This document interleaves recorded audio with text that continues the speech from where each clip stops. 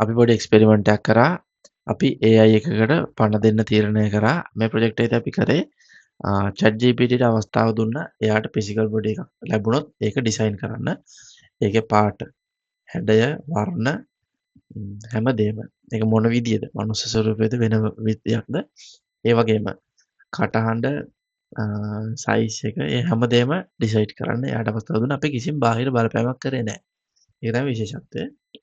එයා අපෙන් ක්‍රයිටීරියාස් ඉල්ලන හැම වෙලාවෙම අපි කිව්වේ ඔයා තීරණය කරන්න. ඔයා තීරණය කරන්න කියලා. සම්පූර්ණ අවස්ථාව දුන්නා. එයාට තීරණය කරන්න. එයාට බොඩි එකක් ඕන නම් කොයි විදියටද ඒ බොඩි එක හදාගන්නේ කියලා. ඉතින් මේ තින්නේ ChatGPT හදාගත්තු එයාගේම ශරීරය.